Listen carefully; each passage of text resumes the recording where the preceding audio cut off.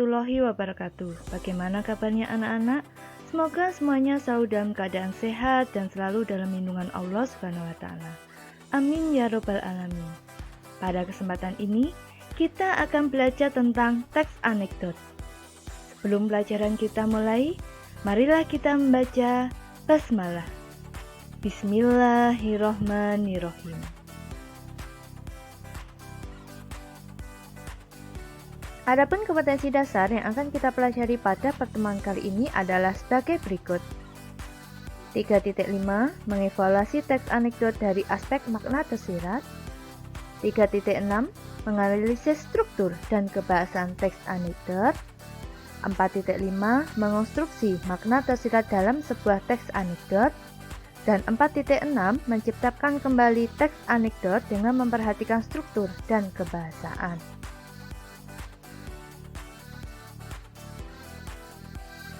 Teks anekdot adalah cerita singkat yang di dalamnya mengandung unsur lucu dan mempunyai maksud untuk memberikan kritikan.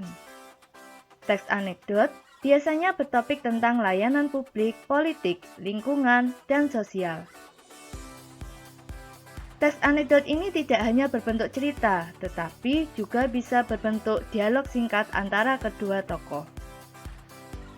Selain memberikan kesan humor, teks ini juga memberikan amanat atau pesan moral ataupun kebenaran secara umum. Teks anekdot memiliki 5 struktur, diantaranya 1. Abstrak. Abstrak ini menggambarkan isi teks secara umum agar pembaca bisa memberikan ilustrasi isi dari sebuah cerita. Yang kedua, orientasi. Orientasi ini merupakan awal kejadian pada cerita, atau juga bagian yang menjelaskan tentang latar belakang mengapa peristiwa tersebut bisa terjadi di dalam sebuah cerita. Yang ketiga, krisis. Krisis ini merupakan bagian yang menjelaskan tentang pokok masalah di dalam sebuah cerita. Yang keempat, reaksi. Reaksi ini adalah bagian yang akan melengkapi, berupa penyelesaian masalah di dalam sebuah cerita. Yang kelima, koda. Koda ini adalah bagian penutup di dalam teks anekdot.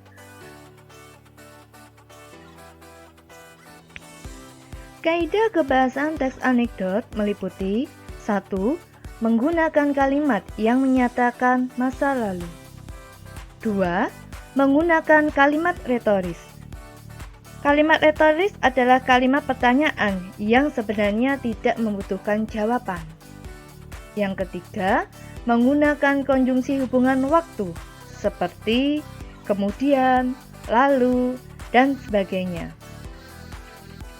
Yang keempat, menggunakan kata kerja aksi seperti menulis, membaca, dan sebagainya. Kelima, menggunakan kalimat perintah. Dan keenam, menggunakan kalimat seru.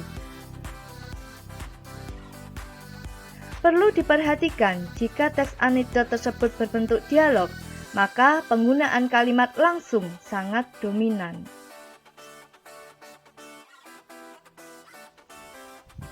Berikut adalah salah satu contoh teks anekdot. Silakan dibaca dan dipahami tentang struktur dan kebahasaannya.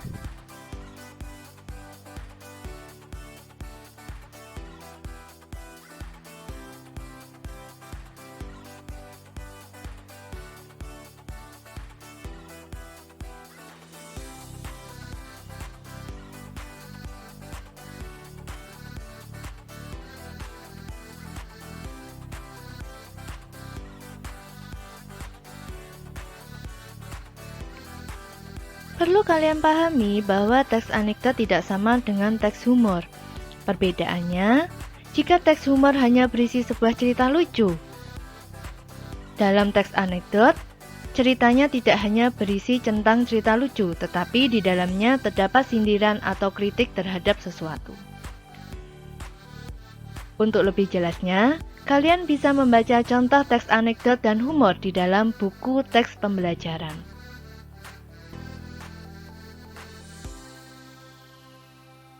Demikianlah tadi yang dapat Ibu sampaikan. Semoga bermanfaat untuk kalian. Dan jangan lupa, tetap jaga kesehatan dan komitmen terhadap tugas kalian sebagai pelajar. Wassalamualaikum warahmatullahi wabarakatuh.